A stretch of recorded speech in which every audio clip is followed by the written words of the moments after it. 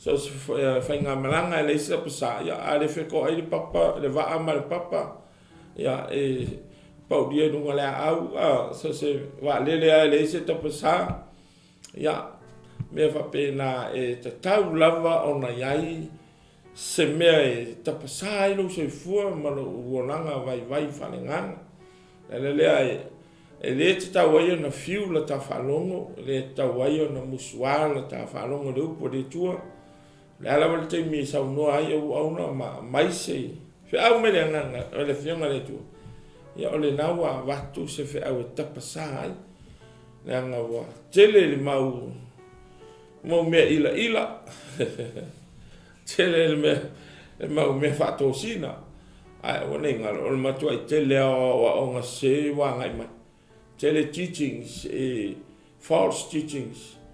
ia wailunga le media wa mata ona le liwi ai sao tangata Fatu Tuu ia wa mata lan se atua i malita tonunga ia Yesu Keristo ia le o se fa soia mai le fionga le tu ia le wa ia le tala le ia o le a pe summarize ma o tele ia se tau fai fo nei tu sanga ia al tau nei nei umi se tala ai o le a maua sin tatou FAAMALOSI ia ele nei tai au ele fionga pa ia le tua mai le mo le Korinito alo na mtau was FOLAUGA ia a le FULTOLU masufa le ale fe tawina ton taupu ai ye nei foi puna e lua e mai sina lo ye sina foi taune na ta tu fa sol nei ta ai e nga TAPASΑ lo so fu fa nganga ya ele tau selu atu ele tau la ia fo mas fielo so fu fa nganga wo matua ta LELEI na ya te oi te ngata le ri mo te ngata Fatu Tuu ma le pa ia ia ale anga te TAUA na ia pe TAUA na tato whalongo pe ma FAAMALOSI ia ina ia mo se fasiringa malosi whanenganga o tato wholonga ia leo te toi whatalo whatu ai leo whainga ruenga pa ia le tua iso se vaenga le lalolangi ia miso o ministry ese ia polo vai whatafe ma isi vaenga ia whapea fo ele global ia alonga lue ma lori tau ia ai pe ven fata lo fantui dai no ke viso martino kris ia mesele tatu atu no Samoa Korinito mo no tau suluono ia ale sutolu masufa mo usina FAAMALOSI pupu mo tatu nei tai au ele umi e fai TAPASΑ fo no fale nganga mo no so fu fale nganga mai le feitawina ole upulena sutolu masufa ina matala ia outou tu mau le Fatu Tuu ia outou fatamatani ia FAAMALOSI outou ia faia umai outou mea i le lofa se toi fafonga ia matala outou ia outou tu mau le Fatu Tuu ia outou fatamatani ia FAAMALOSI outou ia faia uma outou mea i le lofa. Be on guard, stand firm in the faith, be men of courage, be strong, and do everything in love. Be on your guard, stand firm in the faith, be men of courage, be strong, do everything in love. Kamani ele tua ia na fionga ia o se manatu le na FAAMALOSI e tau LELEI mo le ri o se au nei tai o se au FAAMALOSI a word of encouragement for all our believers o au na ame mo le Fatu Tuu i Korinito e manatu le au fo le tua mo e ma nei tai au tato FAAMALOSI. Be strong, be courageous, fight a good fight, of the Lord, or for the Lord, o se fe aule nai tau FAAMALOSI ai tātou nei tae awa o le i veise manatu malori le tau manatu sanga ma tele tau sanga walu mo le au Fatu Tuu malo le FAAMALOSI malo tau futuli malo tau momoe malo le on sa malo FOLAUGA le ua a mata le ngalwenga le nitu sanga Januari Februari le so le fo wa e uma ia ngalwenga fatino ele fai mo fiel tato FOLAUGA le alu iai fita iai faingata ia tatou te leiloa faafitauli le faatatali mai tatou te leiloa mea faingata o lo faatatali mai o faaosoosoga ia ai e falemalaga le maliu ma le oti o gasegase le ala lea ia tatou FAAMALOSI nei te mea o iai so malosi tau le taua falegaga mo le lii mo le silifia foi tatou tusi lea ia o l'apostolo Paulo lo o le kalesia i Efeso lai ina le kalesia na mo le vainga le kalesia ia o le kalesia Korinito sa iai le apostolo ma fa vai ma fa taoto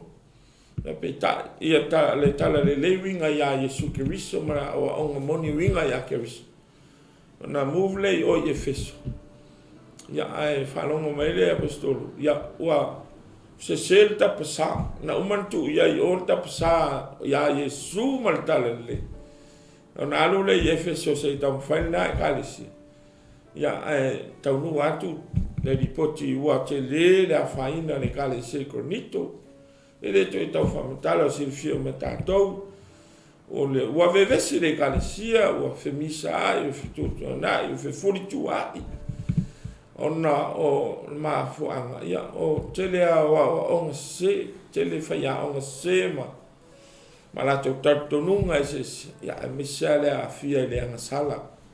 o fia tu tonu wa le TAPASΑ ia ke riso manitala le pen fata otto le apostolo Paulo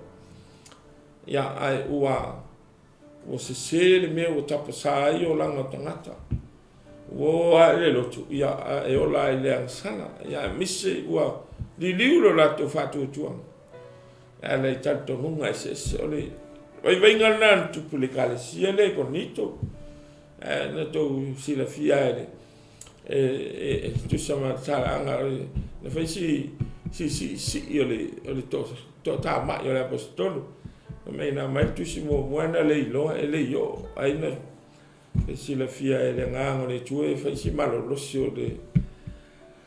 nganga tu si le toina ia tu si lo na dua la le fai tu si mo le ia le la fa sa o le tele me le io nai na ta kuna que ni mo pe wa fele el que diso e vingo la banda ta o to ia por o kele ia tanto no fele ese ia ta sina lui tau na faina ina Fatu Tuu tono Korinito ona ua tele ia awa onga senta tono mese ia la to tau tusi mai ai la apostolo to tau fa ton FOLAUGA mai le TAPASΑ le tala LELEI moni ia ke riso Yesu se to fa sa o ai mea pio se to fa ma fola ai mea manomi ma mea ua faale tonu i le va o tangata Fatu Tuu e Korinito ma Yesu Kristo ma le tala LELEI moni ia e tele ala issues na tau fa sa o mai la apostolo ia mana ia se ia aso se tatu isu tasina ia e monte mine ia pe se au FAALEAGAGA FAAMALOSI au mo tatou sa lo le ase se senga o faafitauli foi na tupu le natai ia ma nei foi veitaimi le au mai le tala le ia tatou iai foi faafitauli o te leilo atu ni faafitauli o fia ngai ma oi ma lau FOLAUGA FAALEAGAGA i lo wainga i lo lava tangata to tasi to tono le kalesia o fia lava se jono iai foi ni lui tau ma ni fita ma ni faingata i wa fo ile wa faina ile tatu soifua au ona faina ile tatu soifua Fatu Tuu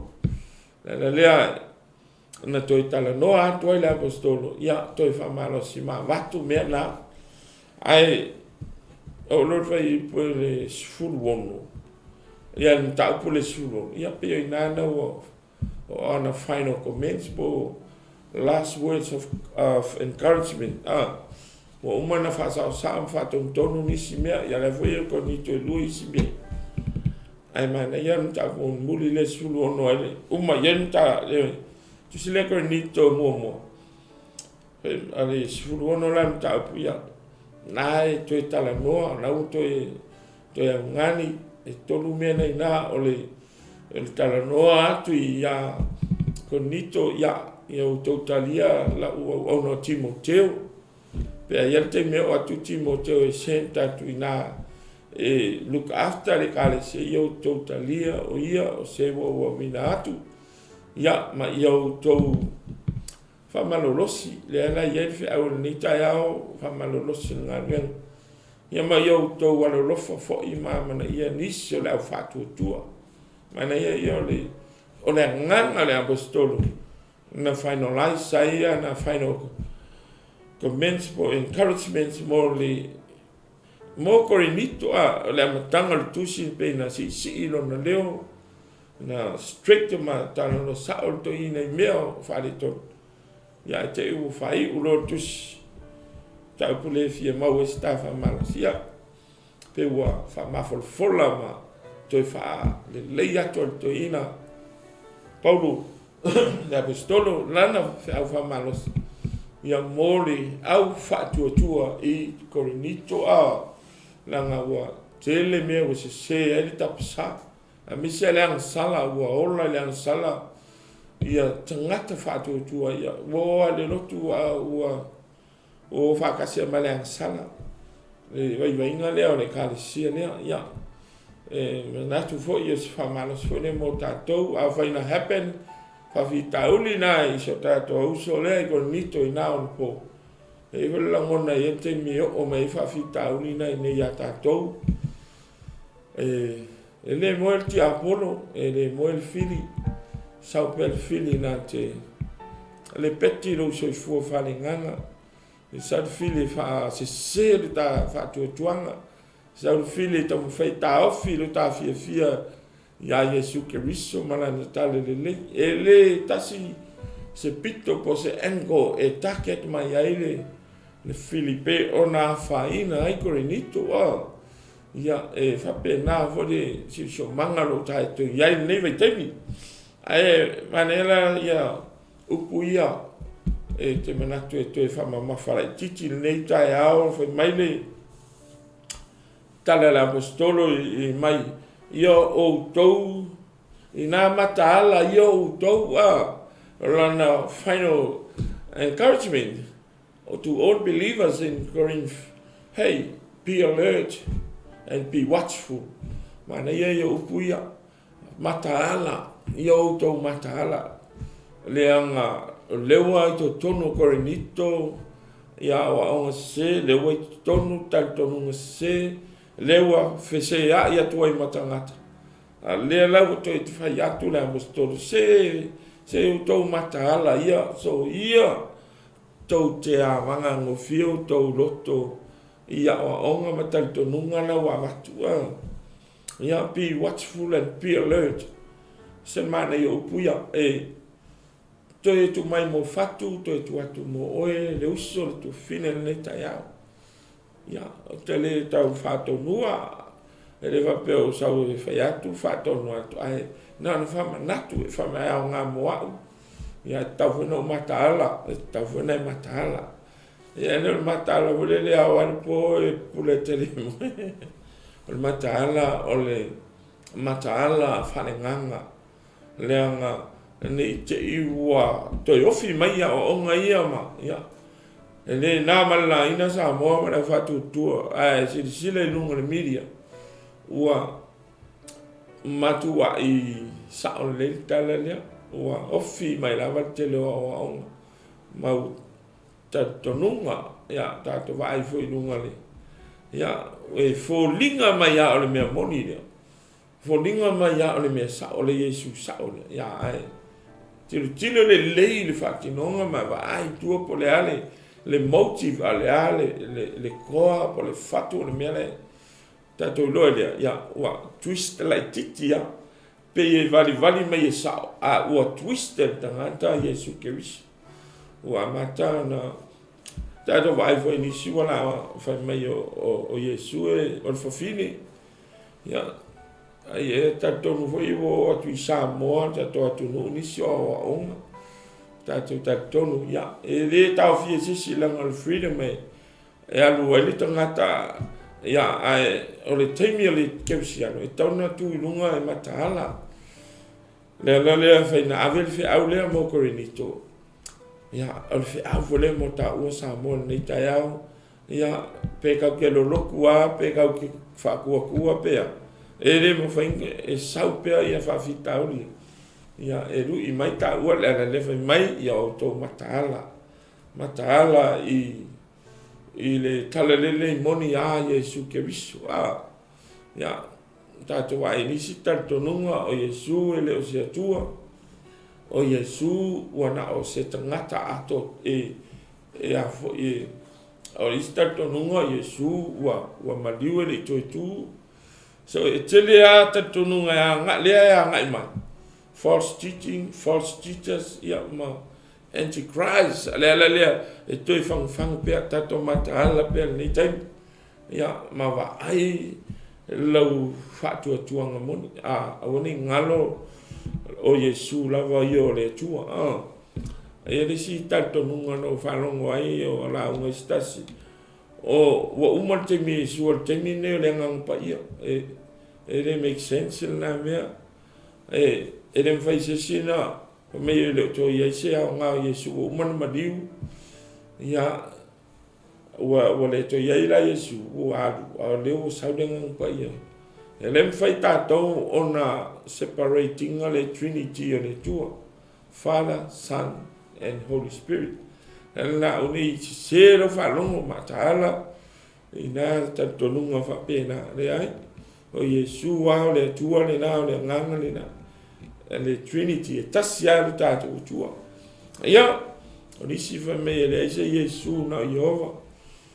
o Yehova le eise Yesu ia tātou le whinau nātua i ngā ai tilo LELEI po whea le tātonunga e langa le whea i solo tātonunga ma tāla ai lau whanongo so si tāla inga i ruatu lau whale e le o ngā totonu ia Yesu Keriso e ale lonu maliu ta mia malonu toitu o lau whautua au ai te taria o te taria le nātua i ngā o ma tala Ioane ia iau tau tofu ia nganga uma po where nganga moni o where nganga sa o e o mai tala i mai e le o Yesu sa le tino e le maliu no inga sena sa vore nei tai au ia o nei eviesena lena a whaina te le Fatu Tuu le Fatu Tuu e Korinito lena le antoi whasau saoa ia manatu se whamanatu ia e pulea oi lau whiwhiringa pule oi lau manatu ia ai o le au tua le nepo karama se toi wa ai le TAPASÀ wa ai Yesu e TAPASΑ ai le tātonunga moni ia wa ai le nganga pa ia e me se fwai o le uku o le TAPASΑ siri lea tātou ia une fiu e ta whalongo ia no winga be watchful, be alert. We are to be looking for danger and the attacks of the enemy. E sau warfiri ke miuma. E ngata sau e whasi seka ko.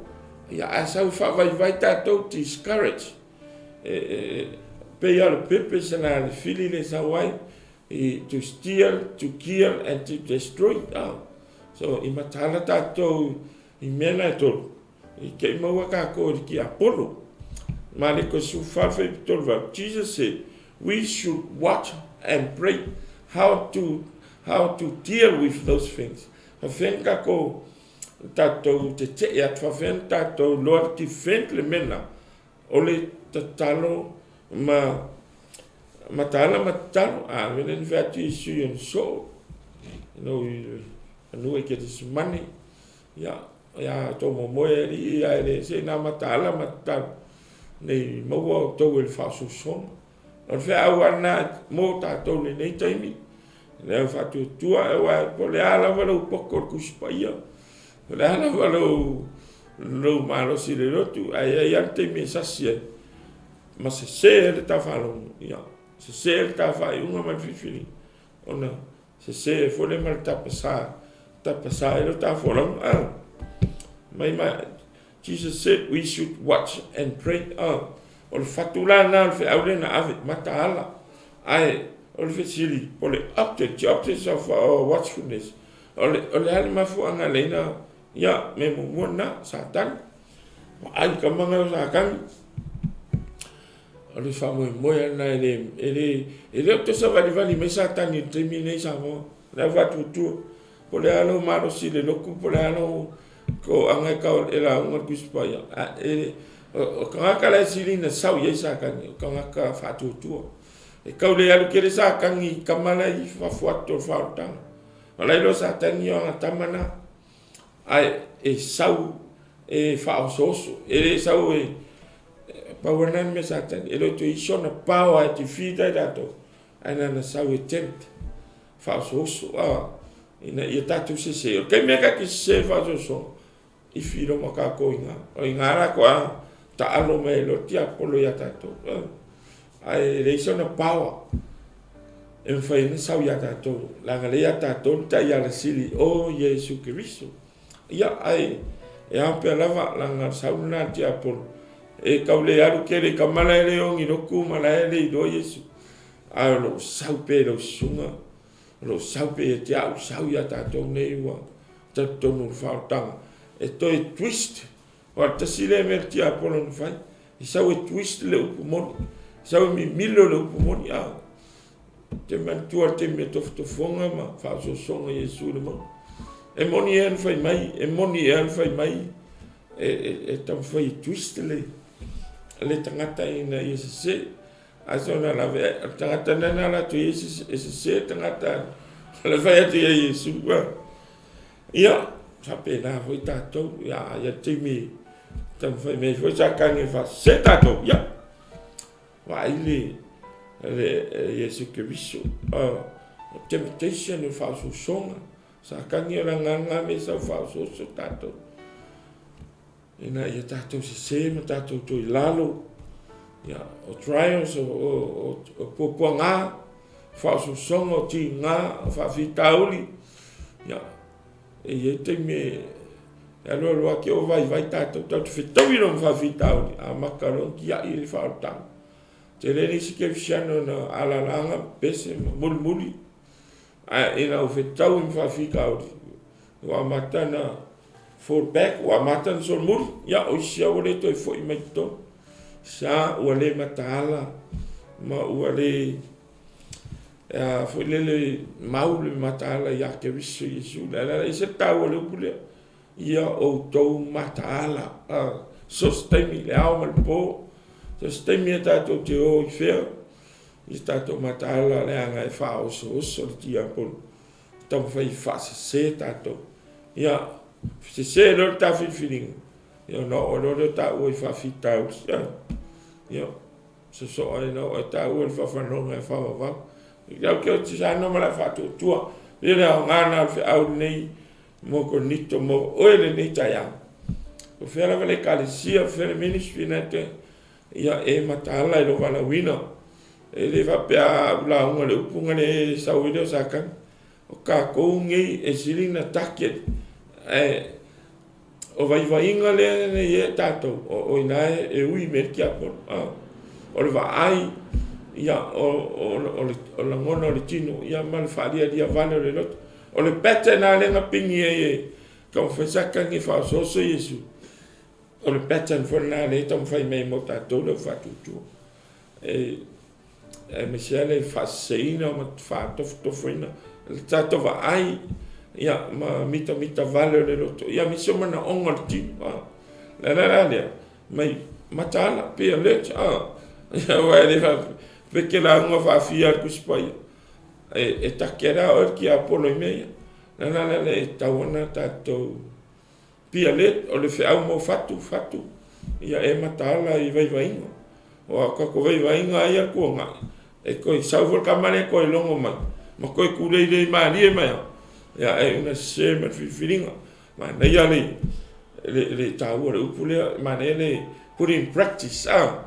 live according to this word as the Apostle Paul encouraged the believers in Corinth. Be alert and be watchful. Yeah. Listen me false teachings. Tasina me tauna matala tato ya. Ka koe fa longo ko lo le teaching ma ngaya be fire ya mainga. O ya tangata ya o ma ya ki ai ko lo ko o yo le simela. Fa ko le simela o ve sau ko yo ma ya e tangata I manan feeling apat. Wa ai LELEI ia le fatu le teaching o Yesu ke viso I lona maliu tanu mia manon to tu pe a faye esse mai se teaching mai mena mai le tala tu spa ia ele o se nganga LELEI na o le nganga se na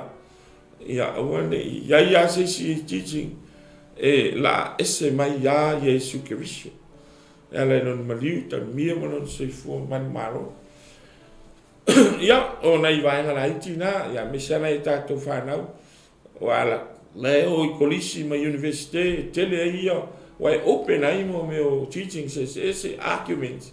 ela te mi wai e atata metio lo tu o tal tonu ia isu a te foi mai ua o tal tonu nga fa scientist o e wai se tal tonu nga fa scientist la do ia o le creation o le mea na fai e mea na fai le tua o mea na fai le tangata pe ese ia experience o na tangata e pe ke e mea na fai le tua lono wingo ia o le vai tai me tau tato matala ma ia tato talo awane I o mai mea ia langa lenga wa afia I kongo Korinito winga le fea mo Korinito fe avona mo la sunga le kirsiano Samoa ia e pulea o lo loto mo lo fifini al fe ia na se tu lalo ma se tatalongo ia pe nga pe nga mo ia it's up to you al fe le tu fa pena false teachers among you ia who secretly shall bring in destructive heresies le puna o se e tele mese se o lo wa ngai mai tatu wa neve tau ya wa matana na tau fita talo le lito no aonga wa matana le enta talo le lito no palmene wa matana e sau maria swinga nei ya ona pulenga malo matato nunga te ya isu ya tato matala foi tato matala ia I maingana o lisi pulo na lua le TAUA le apostolo stand firm in the faith mai ia tu mau le Fatu Tuu Korinito tu mau tu Fatu Tuu alen tato mafuta no avati a tolu tala lei ala le maliu Yesu tan mia so fu man to tu mai fiele langi sa oni to fiema ana o se to Fatu Tuu wo to le matala na wa mata na to tal tonu se na wa mata on to talia le salam tapua I de tua le o te toi fa ya tu Korinito tu maulu to Fatu Tuu ya o uso de li o tu fa fine le li ma fo se ama no e nei ta te fa fo me ya fa fo na mo a uia mo wa ta TAPASΑ tu mau le ta Fatu Tuu faith in Jesus Christ ele o ngalwenga ni mita se tas ni ve temi wa matan sa ti apolo e mai meo le lano langi e tu ia le Fatu Tuu tangata tamau ainga o le fafianga o le matalasi le lano langi ua fa emo mai e ti apolo e va ai e tato mata se ma tato Fatu Tuu tato le Fatu Tuu le ia Yesu tonu Fatu Tuu ye Jesus Put your faith and your trust in Jesus. He is your Lord and your Savior. Pawale tangata na maliu sa talu. Ito tongi la wang sala. Famangalo la wang sala. Pawale tangata itong tu yata Fatu Tuu. Pe a ta olam Fatu Tuu iti a ona yoti. Pawale le amano ta te sawa le lang. O Yesu Kiristo. E manino ala fionga le tua pela sa no ana wono. Ele sawa tu lava se tasirela. Pe ale ui le Yesu dia. Ngala e taun tu ta Fatu Tuu ya Yesu. E ben foi mai le apostolo. Korinito, stand firm in the faith. Keep and live on the truths of the word of God. Wa ile upole tuna na wa tu ya to. Olai. Fatu Tuu ya Yesu ma ola ila upule na watu. Minga stand firm to mau. One madu duelo Fatu Tuu. Word of God is the rock upon which we stand. Ole upole tuna na yele truth. Stand we need to stand on the truth of God's word. And you can stand upon his word with absolute confidence. Ese mane, o tato wolo ino le upole tua, tato te sava vale tu tua, mai e maua fo ina mauti noa, mane malosi ato toa. Ole ato fai men fili, ai tato stand firm in le upole tua, mo tato Fatu Tuu ya Yesu. E defeat, fail le fili, fail falso son. Fatu Tuu mawai, because of his perfection and truthfulness. I say, I tato mana mia ya langa ole a firm foundation na langa, the word of God. Na yele truth. Fina ngalo le tua. O ne ye parangolango ia o fo mata tonungo me tino te mau ainga le me se me o mena e mau stato manuele la le stand firm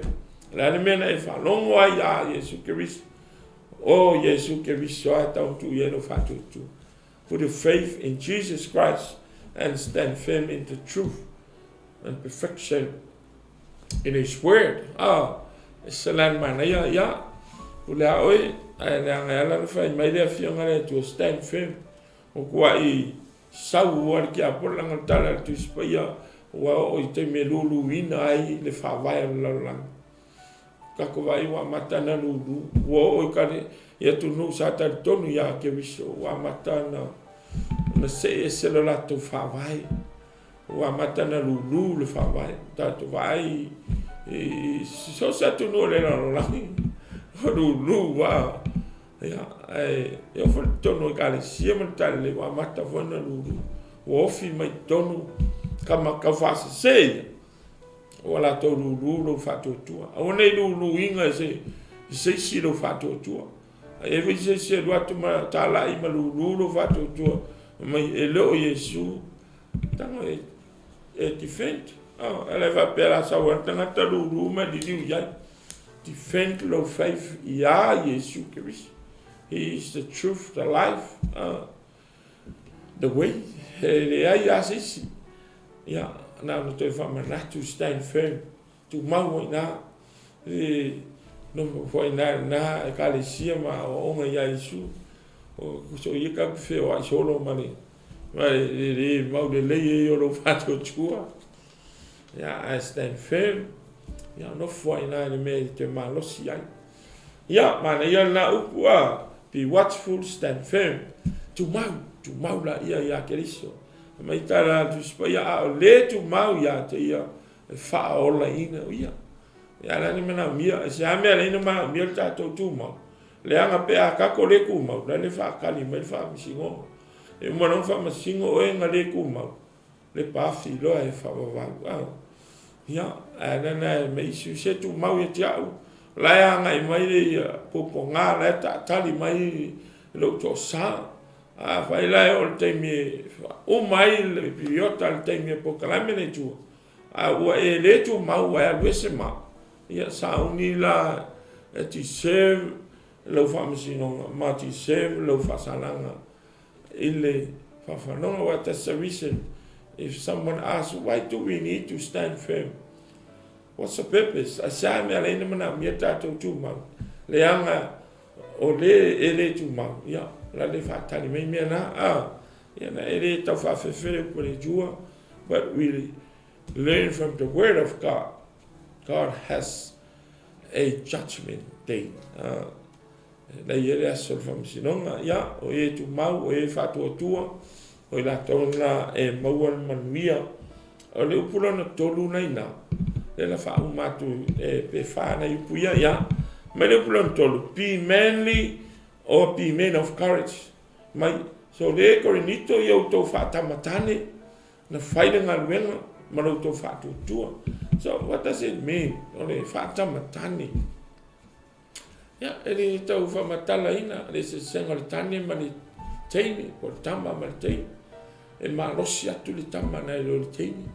Pe ia lae, e tam whaile, ele apostole whaonga, ma le comparison le na, ili strength, e tau deliver ai, se whiau, ina ia malosi le whiau. Korinito o tau a whawaiwai wa, ke lere a whainga o kongo le loku ia o sao mai ia misa le tūlanga tau tuina nau o to mai tai ma whaina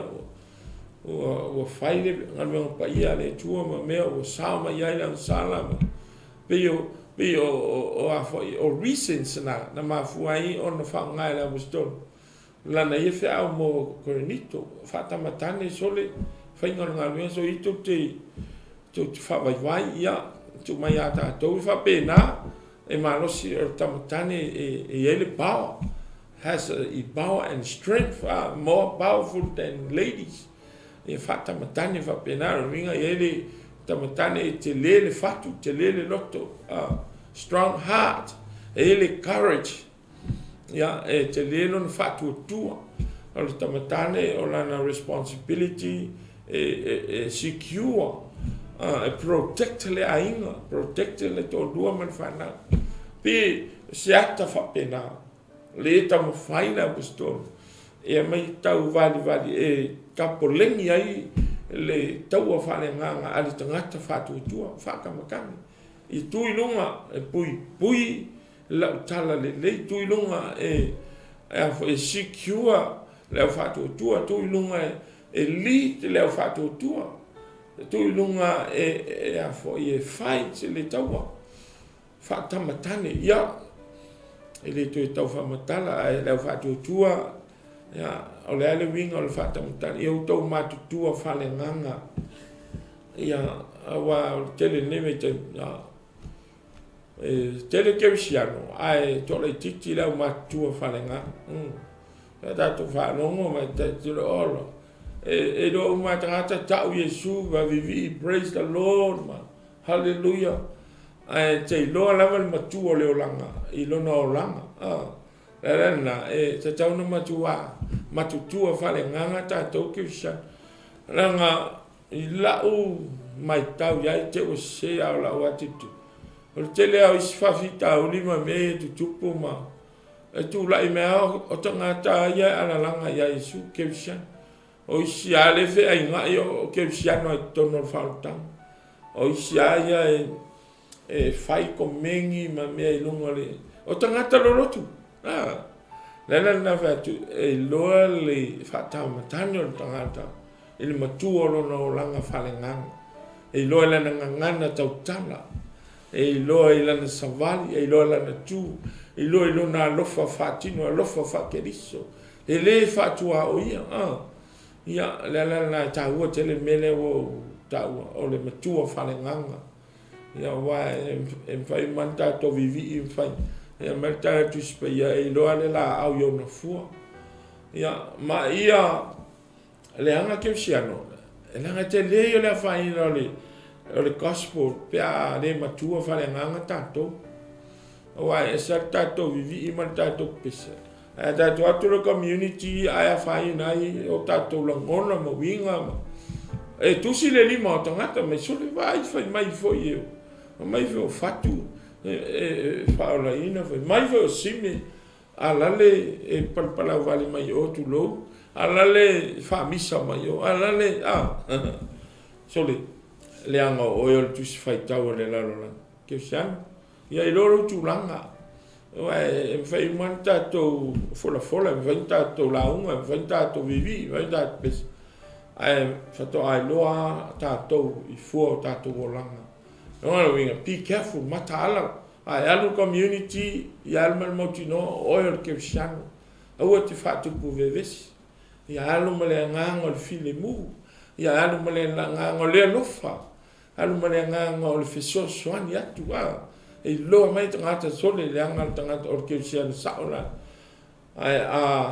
vai lo tato matua falenga e a faina tala le a sirina faina le ana tala le ya e ta mama ina le su ke viso le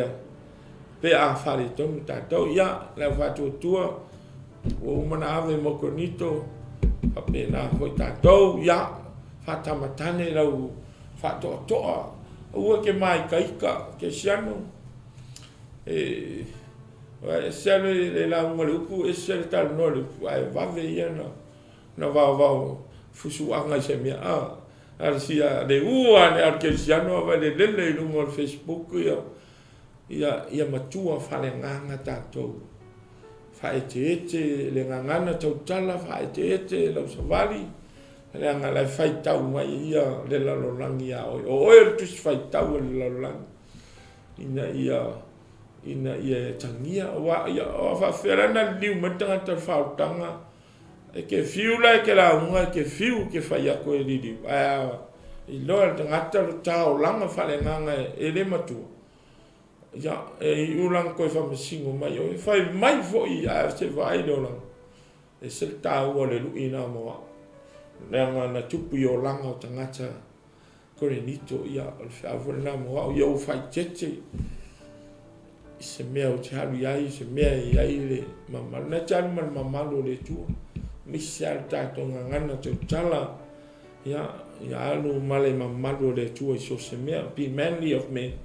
encouraged to be praying, to be a strong Christian. Speak the truth. Tala noa le me sao. Neve temi o ake siango o kalapel o le mwhaiana tau tala le me monia. You must have the maturity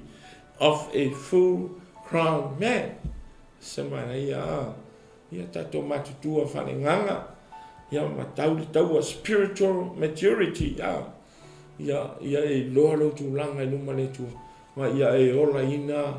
le o langa whale atua. Ola mana ia langa neve tim olo. Wala unga umkaka o vivi umkaka.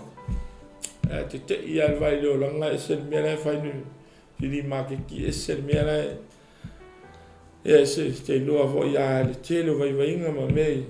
I whai te voi tātou lunga le miria. Ia wai pe koluanga ia ukala e lafo mai lunga le. A whai tau ina ai oi. Be careful man. Ia ia upu ia na awele ame. Lui ia i foi tātou. Ia na ia leanga kako. Ia ua whainga tala le ke viso ia tātou. A sili nā whainga le si wafo ke viso. Talu lo tā. Ola le matutua whalenganga. Ia ma upu e lua le toi le la uma sa moa. Might be strong. Ia FAAMALOSI. Not physical strength, but spiritual strength. Kako malolosi whalenganga. Ua le pe kako malosi le kingo. Ia malosi tino e whainga wenga. Ia sili atu le tā ua lo malosi whalenganga. Kako FAAMALOSI. Maltala efeso e tolu whai pisugonu. We should be strengthened with mighty by His Spirit in the inner man. Ia malolosi titonu. Kauke ma ia FAAMALOSI o tau ile mano o lona lava nganga ile tangata i titonu. Mana ia whamanatu leo. Labo stolo mo efeso. Ia FAAMALOSI o tau a misiano tau tangata i titonu. Ala ale me ta ua FAAMALOSI mai tau. Te loi. A malosi to e fai e lo tino le fafo na abstract pe fai lo tu wa a fai tamale tonu control fafo a malosi fafo e vai con e le fai la con un control o fafo o son malo vale ki vale fia koa fia FAALEAGA ai a malosi falenga e pole ala vele me file mu lava e selmana yo tangata ai malosi me tonu tangata tonu e toa pole ala vesi le ainga e nofo ama se mama fau la TAUA le FAAMALOSI o tangata tonu ke fiano e le fiti vale que chama só le a vivi e me la sai ska mai kala só le vai va onga só fala lá le malosi fia esse la vai me tom la le mana il tala apostolo ia FAAMALOSI o to le mana lona lavanga ile tangata I toton so tonu e ele pisa ele file mu Pi po akala la mai tangata le malosi falenga. E nofo ele a ofon sa no tangata malosi lenga. Sole el wakwa pe ele vai malu e pa u e la ngona tangata. Ai a vai ko kongu ai malosi fafo. O sole o le fulu LELEI o le mai kai ka o fie e taia o fie la na le nga feia le o langa fa ke sano tangata. Ona ele o malosi ton ma nei alta la apostolo FAAMALOSI o ton ia le peaceful ia le humility wala tonu sa wel loto maulan o le loto ia mawala lo ale loto file mu tato li Yesu pe tato titile sa satua ta bo fe anu futi le ava rime se tala se malosi ton no loto ton Apena foi se FAAMALOSI nei tai ke sian fe awale ia o fe auto I famanatu mo tatou uma o to tono o fa tanga ia tatou matala tatou faetete tatou tu mau ia matatou FAAMALOSI falenganga te lo e amalosi to tono lo te le give up ngo fie ka ko ia amalosi fa fonga le kai ia mai ia o ke le ko lo kule la o que malolo ahora dijo saudi era ahora suese me ai amalosi te to e ia le pise te mo lo to malalo te mo le on sai te mo lo to famangalo te mo le ona ina lo tai so mane te le la malosi to mane ia tala na not physical strength but spiritual strength. We should be strengthened with mighty by His Spirit in the inner man. God, the Holy Spirit, is the source of our strength. Now, by the Holy Spirit, controlling our tato tangata to ton, fat tangaling pa ia. Siya foi ke me fiuling ang pa ia ka wa ko ala me le yo. Ang o le lo wa ungeyo ko falong le ang pa ia. Misu mai maulo loto maula loto famangalo finally not only must be watch stand fast be strong courageous and mature but we must also be loving ma le ia mena rima ia male me muli le fa uma me ia le FAAMALOSI la apostolo Paulo mo le kalisia le e Korinito ia mo a foi mo o le ta mai be loving ia tatou alolofa be loving be strong be courageous mature but we must also be loving or do everything in love fai me umai le lofa ki la le mana ia jamale le lofa la famun bule ya u FAAMALOSI la apostolo mo Korinito ya u to mau le lofa ai se almelo o fa ya to I polo le lofa la ngana ka sile u fe va ya u a misa fe ese se o tanto nunga manis la me ya u to fai to me uma me le lofa to mai faule ka sile lofa a fiana to o pe a fa le sia lofa la na ta un FAAMALOSI to tangata ton Korinito ya mau u to le lofa toi mai toi fainga wenga ke riso le lof tele ia mana ia fiau tele ia kalesia wa male pelepe ia tua na i vo i ka le sia ia ngat Fatu Tuu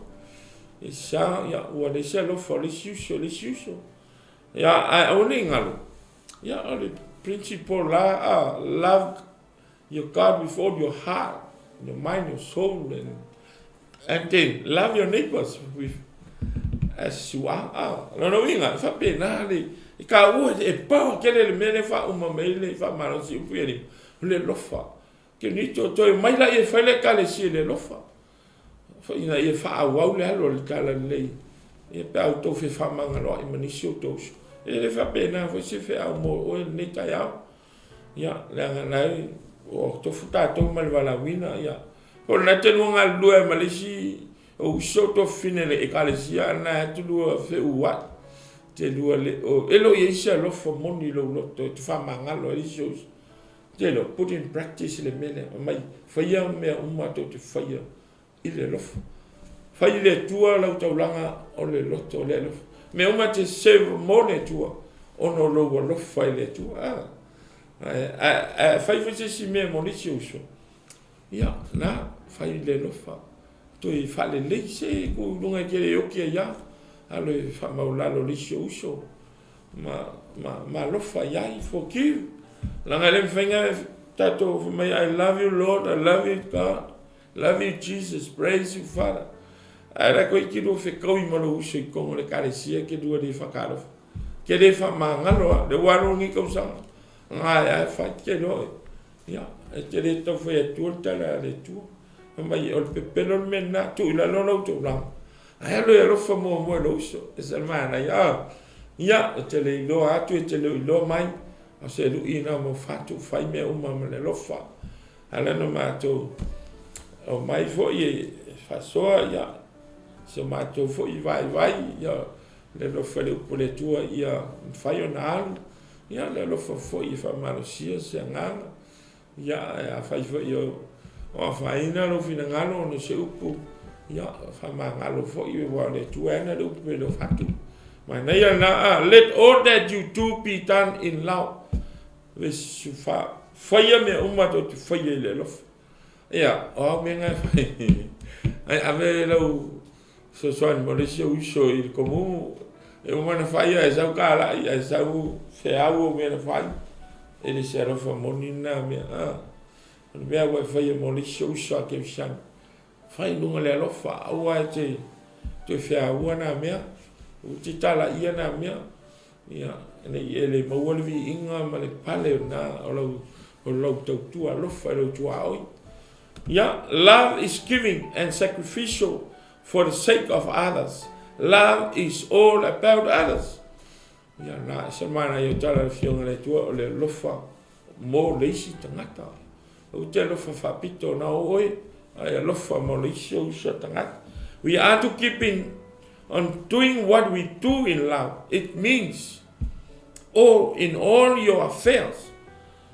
At God's work, at home, at work, at community, etc. We must love God as God first loved us through Jesus Christ. Yeah. Sa mo ma le fa fo ma na ia o lo wola le lo fa awai it makes sense. Korinito fo na tab sutolu na awa o foi l'apostolo ia le TAUA le lo ma ia le tala l'apostolo fai tau tala nganga tangata ato mangelu ai le ai so lo o se su me palo tangi la pe a fai foi te mana o foro tino sunwina ai le ai so lo ia na ele le fiona la le tu ese TAUA me le lo ia moni lo lo fai le tu ia monilo wo lo felo soa kersian me la esa lu I ma challenge ele apostolo ele kalesiere Korinito ono wa fe fuli tua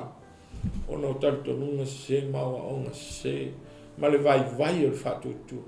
ele lento summarizing ta sulo yo to matala yo to FAAMALOSI yo to mau Fatu Tuu yo to fa tamatani ya ma yo to fealo lo fa e le se fe au volea mo TAUA Samoa ma le Fatu Tuu ai fo le walu ni tu sanga na te lo whamangaloa lo tō rua, te rua lotu ana ia whai fo sasi tō rua, whamangalo, love your husband, love your neighbor, your wife, whai wise sio whanau na te ita iase whamangalo, le TAUA le na, ai wise sio lo waingo itai, ia lo wha ame te le abi ai pe vidi ai whamangalo ma whialo lo wha, le anga le me sia ngaga ki masa sau o dungo le medium ka kora ai ele o tato te le o le lo fale a fale tu love your neighbors as you are mai tu ulo ta langa ko ulo la nga e mo e vale le mo lo uso ona na nea ma manongi lau FAAMALOSI lu mo le tu ai se mane le upule practical o le upule le lofa le be se ponga lui se ve po se ve ape te tau na lui te un fatino a se sio o a fo io fia ai lo ainga vai lo next door vai lo se sulu atu fi moa love do everything you do in love pe ngalo ya o pe polena me le lofa vai lungo sa tau o ina te maua mai le on sai o ina te maua le lo to maulalo o ina te si bella me ya o me tau le lofa na ave lo na ola na ave lo na malosi na sa lo na tokto sia o le lofa ya fatu le tangata sa sei fa ma ngalo a wang san se fa mangalo oi avela walo fa mai ke viso ela li fa ortang se ala ta te ri lo fa ia ke ris ela lo ta ola ino langa matutua fa lenga mata tu mau ai fa ortang mata fa ta matane ai li fa tu ia mata fa malolosi ai ile fa ortang ia mata lo fa i tanga to fa ortang ma nei io fa FAAMALOSI mo fatu mo oi ya la Fatu Tuu ai ma la tofutuli ma la sa vadi le tu sa ya o se fa una TAPASＡ FOLAUGA falenga ono sa i tofutulinga e ma le ala awane e fa vai ma na ya lui tauna a te mo le ala matala au te fa no i manatu se o ma se ya FAAMALOSI tu mau pelo Fatu Tuu ya ke riso Yesu mai su au nei le ala ku moni ma le ola e le sawa tu lava se tasi lo tama pe a le Fatu Tuu pe ui mai ya cha Yesu le ya Fatu Tuu ai on sai sawalinga ne tu sanga wan ya vai lo TAPASΑ i se lo TAPASΑ me ortino e le sawa ai o le lang ai fo e ni sta tonunga o na TAPASΑ ai oi vai po sa o le na tonunga lea o le fiong pa ia le tua ia toi sa ili manua mo le no o ana o Yesu lava le la mele pumoni ile ola e fava manuia la FOLAUGA Samoa le neve yaso fa tai fa fong mai fa manuia tele le tua ia na fionga ono Yesu amen se dato vai le talo Haleluia, fa tele tama ilo te au fa manatu mo te FAAMALOSI mai o mato volanga fa le ngam mato sava vali neve tau se fuanga ya tele fa fitauli tele lu tau ya la umana e fa lo lo fion e te mela lu ina ilo mato la lo langi mal mato Fatu Tuu ya le wa mai nei upe lima TAPASΑ to fa manatu ina ia mato FAAMALOSI ina ia mato matala ina ia mato fatamatani ya ina ia mato tu mau ma ia mato wola ina le lofa ma fu atu le lofa fa kelis ya le tua fa mia ia fionga mia fo isanga ma fa fonga nei taia fa mangalo mato fa mia le pulenga sunga ya reta ya ma le pulenga le ya la le ya fa mia mo le fa uniaso lo swafa Yesu amen o whala Fatu Tuu mainga me se rau whainga luenga le tua pe loa I foi aso fua lunga nei ia e programe o TAPASÀ FOLAUGA wharenga mai e te nei matai a Fatu Tuu mai le uso ke shano papakuru se foi ia mamu